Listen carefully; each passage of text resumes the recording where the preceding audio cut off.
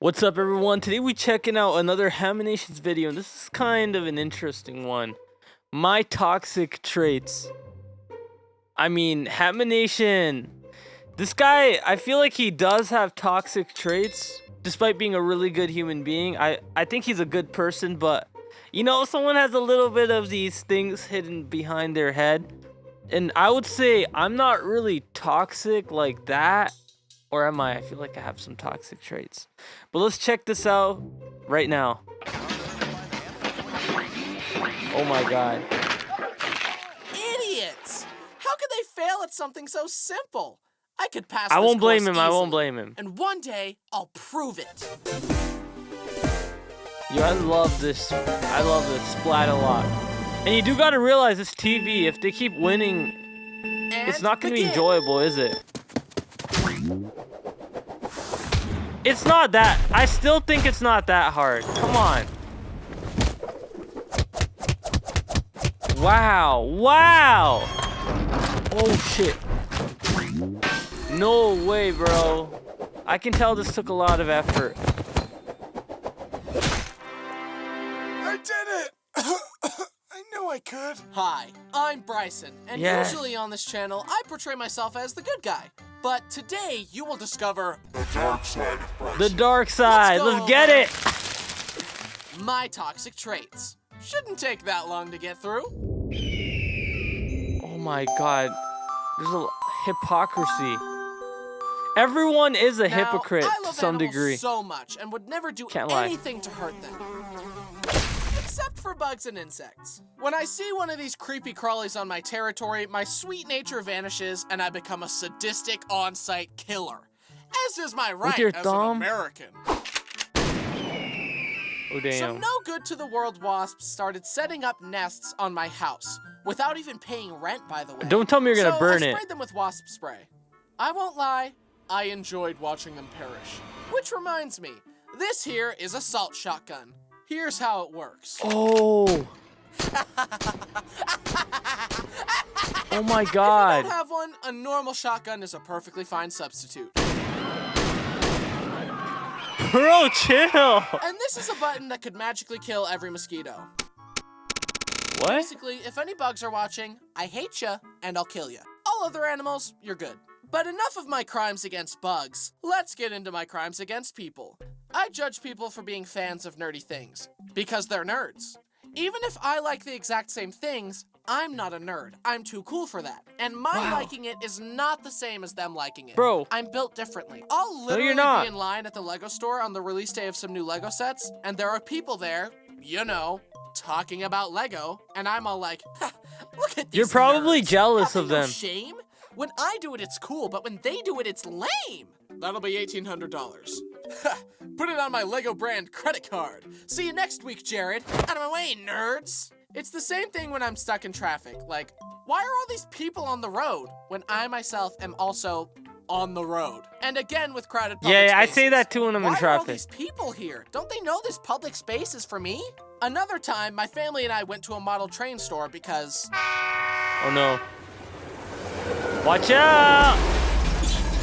What? This man's Superman. trains. We Secretly. were looking around and I was admiring a train when a man materialized behind me. You have a good eye. That's a G-Gauge 060 VR Class VR1 locomotive with Bluetooth Wow. capabilities. It stopped being operated in 1974, but you can still see them at railroad museums or add them to your layout. Nerd. And I just thought, I like trains too, but calm down, nerd. I feel like it's seen as uncool to be really excited about things because people want to seem nonchalant and don't want to be doing too much. And I'm part of the problem. I should not judge. As long as you're not obnoxiously shoving it down people's throats, enjoy things. Have hobbies. Be chalant. Have a personality. Be a nerd. Luckily, I've never shoved my interests down anyone's throats. Anyways, back to me being a terrible person. When I see an Olympic athlete mess something up, I'm all like, wow, dude. Really? Amateur hour over here? Meanwhile, I'm sitting on the couch with joints that would explode if I even attempted what they're doing. Bro, you aren't even gonna... Oh, It's the shit. same thing as a guy watching someone get knocked out in a fight and saying, I would have dodged and then punched that guy really hard and won Do the it. fight. So you're saying you would punch them and not let them punch you in the fight.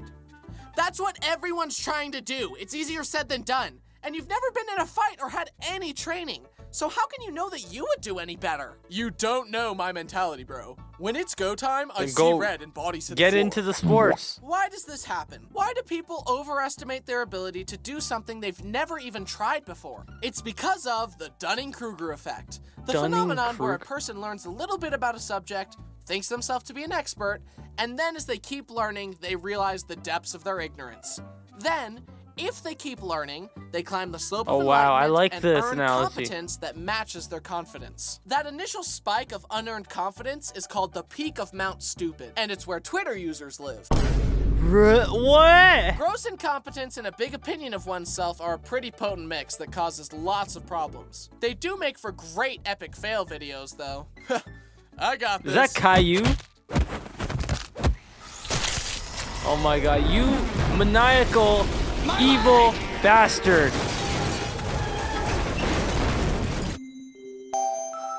Self-importance. That's everybody. I'm guilty of getting on Zoom calls and just looking at myself the whole time. Considering you went 80 through a school zone, stole an officer's service weapon using a T-Rex grabby toy, bro, and committed massive tax fraud, this court has ruled that— Yo, can you shut up for a second? Dang, I look good. Ooh, look at that jawline. life in prison, no bail. But I don't feel that bad about this one, because I know you do it too on your Zoom calls. When I text someone and it says they have their notifications silenced, I always hit notify anyway. Who do you think you are, Mr. High and Mighty? You can take a second to hear what I have to say. I will not be silenced. This is hypocritical of me because I love to silence other people, especially door-to-door salespeople. I think we all hate getting stuck in a situation where a salesperson won't stop talking your ear off and forcing you to be the bad guy by saying, happened today, I'm actually. not interested. Get off my property. So to avoid this, I got a doorbell cam. Now I can tell people at my door that I'm not interested without even going to the door. Hello? Hi, I'm selling rocks. This one is pretty cool, huh? Sorry, I'm not interested. And then he kept yapping at me, like they do. I just think it would be good to jump on this 2 rocks for the price of 1 deal we have. This is a once-in-a-lifetime opportunity. Outside. And as I waited for a moment in the conversation to tell him to leave, the camera made a noise. I think it was automatically letting the guy know that it was recording, but he assumed that the sound meant that I hung up on him. So he got mad and said, "Wow, to hang up on me is crazy." And even though I could have explained myself, I thought, well, he's leaving. I'm getting what I want. It doesn't matter anymore. I just let him leave in a huff. And nowadays, I won't even answer the doorbell cam to salespeople. I'll just watch them slowly lose their resolve and leave my porch. It's great! When I watched movies as a child, I would self-insert myself as the cool character, and I would imagine my brothers as the mean guys. And it wasn't just in movies. Wow, that's me too. That's me. Come on. The biblical story of Joseph, where his dad likes him the most, and his brothers get jealous of his threads, so they sell him to Egypt. But Joseph ends up ruling over them. And I immediately thought, okay, so Joseph is me, and the mean brothers are Brody and Braden. Fortunately, life has humbled me and taught me that I'm not that guy. And I've realized that my brothers are actually way nicer than Joseph's brothers, and I should be grateful. But the immediate thought in my child mind of, the good guy is me and the bad guys are my brothers, is just hilarious to me. Oh my god, whoa. How? You can't do any of that. You don't know my mentality, bro. When it's go time, I see red and bodies hit the floor. You are 5 years old. Have you heard of the Dunning-Kruger effect? I used to never admit when I was wrong. Luckily, I grew out of this one, but you have to. When I was 12, I was playing this video game with my friends where you throw ninja stars at bad guys. We were competing against each other, and I was in the lead. I took my turn, then Travis went. He threw the ninja stars faster and better than me, and he won the whole thing. I started to have big feelings about that and said, it was a glitch. It wasn't working when it was my turn, but it worked for you. My friend said that I lost fair and also square, and I was pissed. Then later I thought, you can't blame it wow, on the glitch. That was embarrassing. Maybe I should just swallow my pride, admit when I'm wrong, and be so for real. Wait, is this what a healthy emotional response feels like? A lesson a surprising number of adults still haven't learned yet. I think it's He's because looking at people all of us right wrongfully now. associate admitting mistakes with weakness, when in actuality, admitting you made a mistake is the more courageous and strong thing to do. To put it briefly, when you make a mistake, you can either double down almost cut or his level balls up. off. I apologize to my friends, and I'm good at admitting when I'm wrong now, because it happens all the time. It's okay to admit when you're wrong. Just say oopsie daisy. Objection, Your Honor. My client pleads oopsie daisies. Sustained, innocent. I know where it's gonna go. I know where it's gonna go. Judgmental. If you're a stickler about honorifics, I immediately don't like you. Like, insisting that everyone refer to you as Dr. Jones, especially considering that that's not a normal thing for any other profession. Actually, you have to call me Accountant Allen. You have to.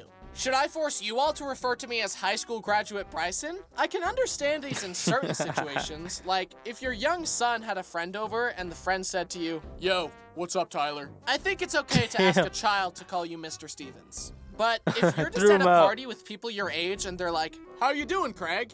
and you say, "You can call me Dr. Smith," then I think you're insufferable and need to get over yourself a little bit. And no one likes those kind of guys. Your Honor, okay? Check your ego, Janice. Bailiff, whoop his ass. Oopsie daisy. Bro, he's gonna... Oopsie daisy. Bro. When I'm a fan of something, I'll intentionally avoid the online community because, in my experience, people start to treat it like a religion and say, "You're not a real fan of blank if you don't XYZ." And then people start screaming at each other. I just like the thing. I don't want to be lectured to about how to be a real fan. And I don't want strangers on the internet to ruin this thing that I like because this thing is for me. Don't gatekeep me because I'm not as devout as you and I don't meet some arbitrary rules you made up. Even if someone sees a character design from a show they haven't watched and says, "I like that," boom, they're a real fan. That doesn't mean they have to get a tattoo of it. There's no committee that has to deem someone worthy of calling themselves a fan. And that's when it hit me. I don't like when other people are being judgmental.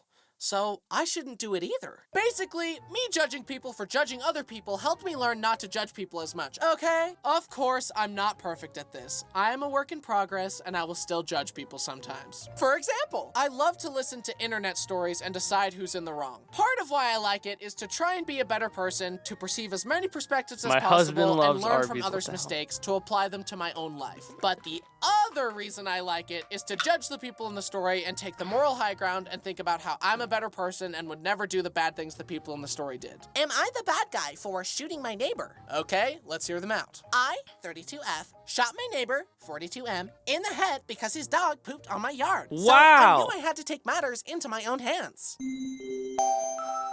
Attention span issues. How does that make you toxic? I have 550 unread messages on my phone, and I've never once in my life read an email. Your message has a 50% chance of being read by me, and an even smaller chance of getting a response. I actually like the little red alert on the app.